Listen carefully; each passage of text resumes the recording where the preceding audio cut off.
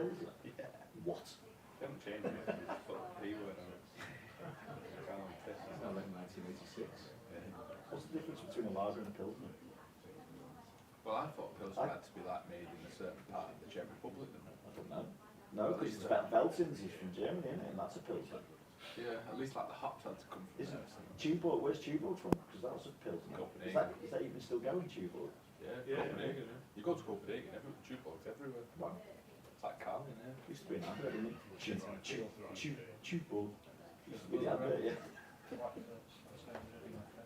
Not that I'm obsessed by beer.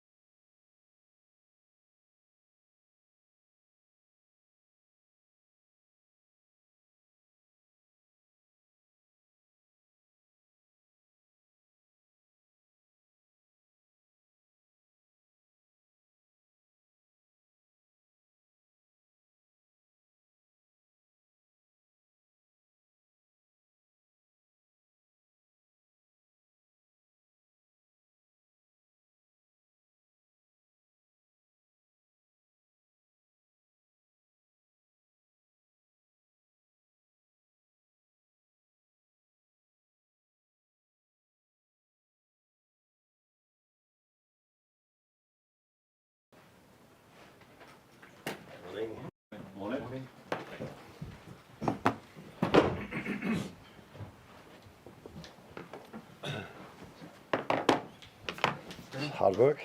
Yeah, it's good, isn't it? Any first couple? Arne, obviously Arsenal played before you do this weekend, so they have an opportunity to at least ask the question of you. I just wonder, obviously it's impossible to ignore exactly what happens between Arsenal and West Ham, so how does that impact you? Because if they win, it feels like a much more pressurised situation to match their result. I think the biggest question to be asked is from Man City, because we face a strong team again, like we faced Villa. So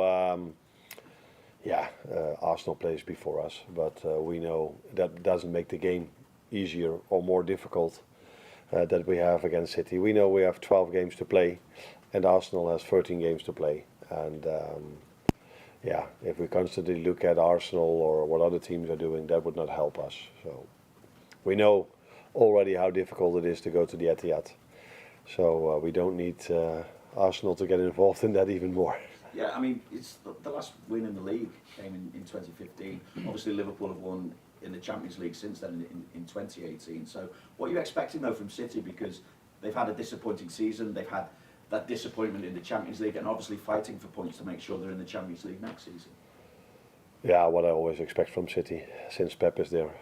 A great football team that can play so well. And they've had maybe one or 2 months in the 7 or 8 years he's there now that weren't the best, maybe partly because of injuries as well. Injuries come back, they've signed 3 or 4 players. I can see them coming back already if you look at the result against Newcastle. So what you expect is what everybody expects if you go to the Etihad if you play against City. Yeah, you have to suffer as well.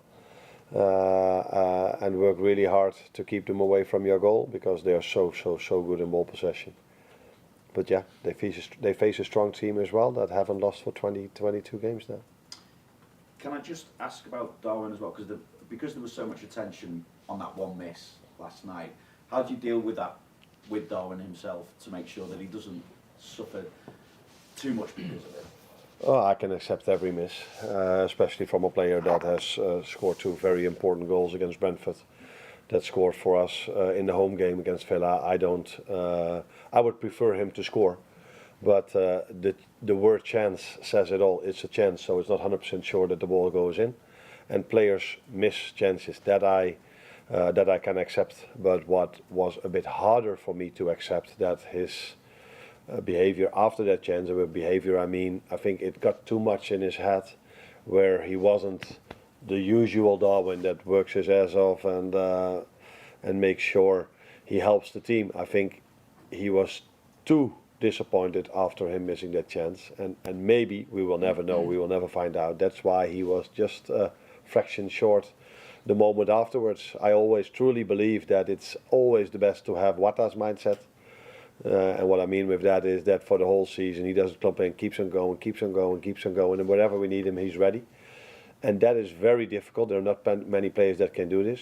So it's not about the chance for me, it's more about the 20 minutes afterwards where I want to talk to him than about him missing a chance. You generally see that mindset from the group as a whole, because as you mentioned, 22 games unbeaten in the Premier League since that defeat to Nottingham Forest. Yeah, and going 2-1 down against Villa, which was, in my opinion, completely against the run of play. Is that the way you say it here? So I was like, at half-time, I also said to them, I can show you now all the chances you've created. So don't think 2-1 is the result that is logical at the moment. So if you just keep on going, we do it defensively a bit better, we will definitely get our chances again. And that's also what we got. Unfortunately, too many times this season, we've missed maybe too many chances. And what I mean with that is that I don't think we've stolen many points. I've always come back to the Chelsea game where a draw was maybe a more of a fair result, but for every other game I think we got what we deserved, or we deserved more, and that is more of a thing for me than that Arsenal plays on Saturday and we on Sunday. Arne, what difference, you said a moment ago about City looking a bit better in recent weeks with the new players, with the injured players back. What's the difference that you've seen? That players available, the style of play has always been the same for all these years that Pep was at Barcelona, at Bayern Munich or at City. That's what I like from every manager. If if they wear different shirts, you still know, probably this is a team that is coached by Pep Guardiola. And that is what we've seen also in the period of time where they drop points. But yeah, even he needs quality players to get results. And if so many players are out, and you see this with Ainge Postecoglou as well, if you constantly have to, if you only have 10, 11, 12 players to play with in this league, in another league it's probably possible, but in this league it's so hard. So yeah, now with players being back, it's the same style of play, but the results are better. Obviously, just lately you've had a lot of matches, a lot of league games as well. We're beginning to count down the games, we're beginning to count down the points and everything else. What are you learning about your team as you go through these challenges and go through these matches with the clock beginning to tick down to the end of the campaign? I'm not learning anything. Yeah, you always learn in every game, but I see mostly the same things. So these players are able to play every 3 days on the best of their capabilities in terms of physique. So if you saw yesterday again, I'll mostly take Dom Szoboszlai as an example. What a work rate. What a work rate for his third game in a row. Till the last second he kept on running up and down, up and down, up and down. And that's the only thing I can ask for, and what the fans can ask for. And that we are then unlucky not to score our chances. That's football, unfortunately. But we cannot accept, not the fans, nor me, that they don't give maximum effort. And but that's what they constantly do, and I assume that they will do Sunday again.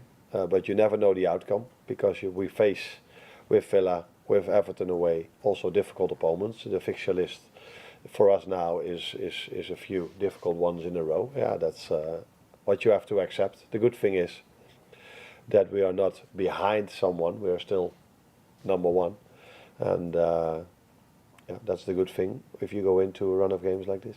Is Gakpo back for this one? Let's see. I hope. I'm not 100% sure, or because we will try. He hasn't trained with the team yet. Maybe he does a bit today. I don't know exactly. It will be a close call. Thank you. Hi, Arne. Much better performance against Aston Villa than against Wolves, certainly with the ball. And if you consider Villa, front foot style, adventurous, similar to Manchester City in a lot of respects, in some ways does that favour Liverpool in terms of style rather than playing against a low block, which certainly you'll have more possession, but trying to make penetrative runs and create chances can often be more difficult? Yeah, it depends. If we play a team like Wolves, we hardly concede a chance, and we hardly concede an attack. Where or against Everton, but if we play Villa, people say, "Oh, it was quite open," and it didn't look as if you defended that well as other games, where we do get the compliments for the offensive part. So it's always in football. It's a bit of both. Every style of play you face means challenges, and with Villa, yes, we took the ball off them to score a goal, but they also had a long and very good attack when they scored their second goal. But I think in general, people, and me definitely, prefer a game of football that we saw yesterday, even if you are neutral, because I think everybody enjoyed watching that game, and I don't think many people enjoyed watching the Wolves game. But of course, that's not in the interest of Wolves. They are trying to stay up, so you have to accept every style of play. But everyone that loves football prefers a game of football like yesterday. Ryan Gravenberch has been one of the players of the season, and not just for Liverpool, probably in the Premier League. His effectiveness in recent games hasn't been as high. What do you put that down to? Is it maybe a possibility of not having a replacement who is exactly the same, or is it just the fact that he can't be 9 and 10 out of 10 every week? I think that is partly what it is. There are only a few players in the world that can be a 9 out of 10 every single 3 days. And if you look at his age, he might eventually belong to those group of players, those 2 or 3 or 4 that can do this. But he's not there yet, which is completely normal, and it depends also on the playing style of the opponent, which we just said. So if you play Everton or Wolves, that's a completely different game than when you play Villa. I liked him yesterday much more than I liked him against Everton, for example.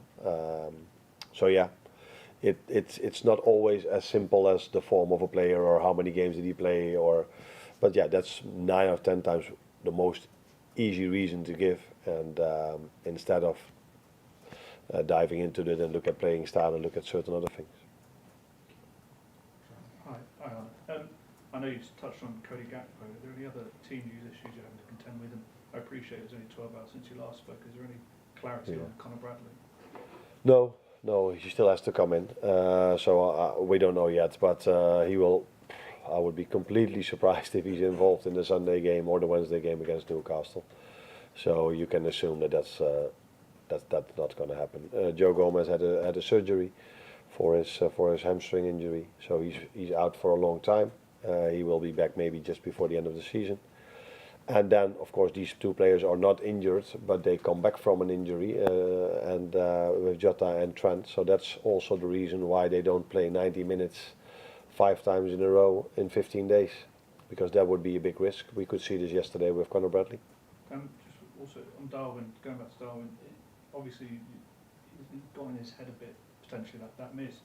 Do you have to also tell him how important he can be for the rest of the season, because there's so much to achieve? Yes, I will tell him that as well, but I think the most important message is you can miss a chance, but you can't miss out on work rate. That's for me a more important message than tell him, because that's the life of a striker. He knows he's 24, 25, 26, I don't know. He will probably have missed a few chances in his career, and he probably would have scored a few as well. So no problem at all, or no problem at all, of course. We would love to see it differently, but it's part of the job of a number 9, part of your life that you sometimes miss, where people expect you to score. But it's not part of the job of a number 9 then to slow down in work rate, and that is something we will talk about. We've spoken a few times about the addition of getting chances for the starting number 9, and in the last 2 games, Diogo Jota's managed to get 10 shots from starting positions. So are you pleased with that improved production, and how disappointed is he that only one of those 10 shots actually hit the target? Probably he will, although apart from him hitting the target, he gave a great assist as well. So it tells you maybe more how disappointed I am that we missed him for 4 to 5 months. Then it tells you that something changed in our playing style. So when he was there with us before, I think he was involved in a lot of goals, scoring as well. So it tells you how much of a miss it has been not to have him. But again, I would have loved to play him every single time, maybe for 90 minutes. But if your player is out for 4 or 5 months, and he hasn't been out, he has been coming back, coming in, coming back, and every time we played him a bit too much, he got injured again. So I hope people understand why we are so cautious now, because 12 games to go, and you tell me, and I see the same, how much of a threat he is. So we have to keep him available for 12 more games, and Champions League, and the League Cup final. But that is not an easy balance to find. I would have loved to keep him in the team because he played really well. For Trent the same. Who takes out 2 players that are playing so well? Yeah, that's only because it's a big injury risk to keep them in the team. So when I drove up, I was listening to Talk Sports, and I don't know who he is, but his name was Mark Lawrenson or something like this, and he simply couldn't understand that I took Trent off, which I understand from his perspective because he played so well, and he just scored a goal. But now maybe he does. I noticed you had a word with Trent when he came off. Was he disappointed? I mean, or did he understand the fact that it's for the long term? Yeah. We spoke about this already a week ago. That in these 5 games, he already knows how many minutes he would make. That was in a situation where Conor was available as well. Now maybe we have to adjust our plan. But I said to him, you know why I take you out, don't you? He said, yeah, we spoke about it. So. But of course, a player has adrenaline, and he just scored. Was a better moment than against Wolves, where he lost the ball just before I took him off. So he's improving. Breakout's next door. Thanks, Arne. Thank you. Okay.